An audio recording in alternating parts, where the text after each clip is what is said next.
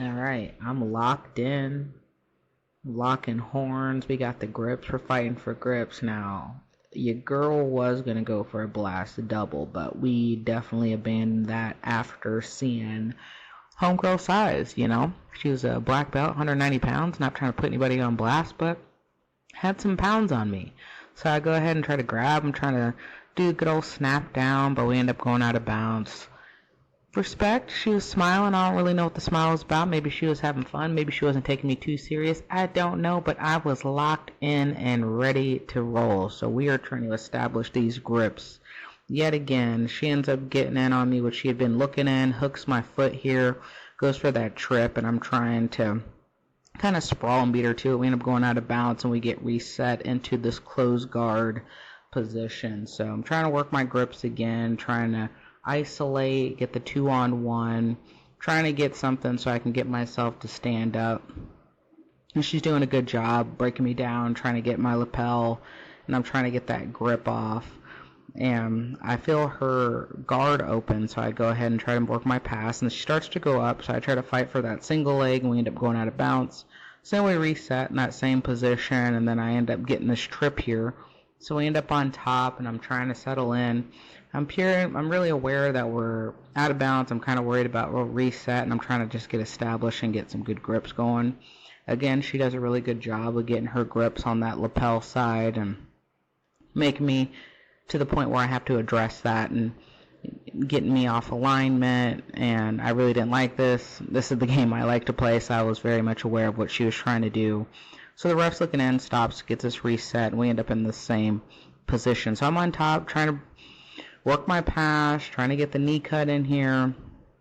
And again, she's just doing a really good job with her guard, keeping her frames in, keeping me at distance, working her knee shield.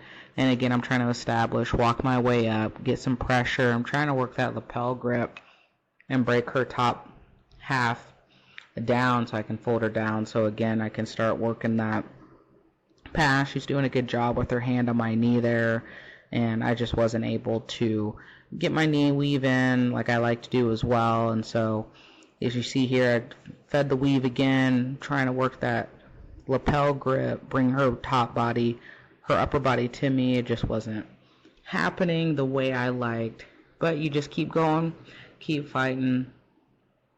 And then right here, she was again doing a really good job breaking me down, keeping my posture down.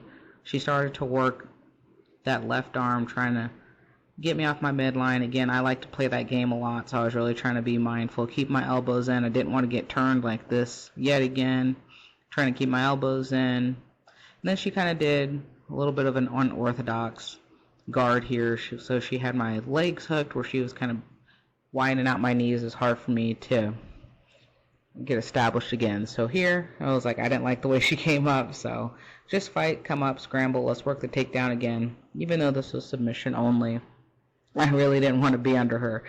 I knew that was her game, and I really wanted to work my stand-up, even though, like I said, it was sub only. It was just something for me to try to work. So here I made the mistake of reaching over, and you see she was looking for that the whole match, and she did a really good job of working her takedown and up on top side control. So we reset here, and before we even reset, I said, absolutely not. I'm turtling. I'm not letting her get on top of me. So I wouldn't recommend this, and I'm also really confident in this position. So I had rolled into turtle, trying to work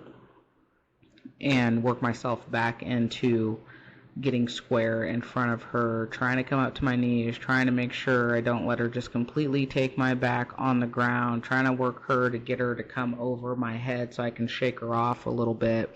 And as you see, I'm able to somewhat she's starting to settle in, but I feel her weight come up, and as soon as I feel her weight come up and I feel that first hook, I don't want to get flattened out. So I pretty much just flexed and try to bust out of that. So again, we're up, a little friendly shove there, try to let her know I'm still here, we're still competing, time's still on the board. And what I should have did after I shoved her, I should have tried to come in and close the distance, but I didn't.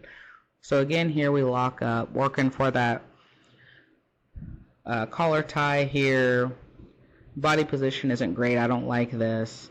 And as you see, she gets the takedown yet again, and we end up in my closed guard position. So essentially, I'm just trying to do the exact same thing that she was doing to me. I'm trying to break her down. I'm trying to work my grips. I like my chokes from here. Wasn't really, from here, she was kind of coming up, so I thought, I knew I wasn't going to get it, but hey, maybe try a little bit of a pant sweep here if I can get her just enough over me.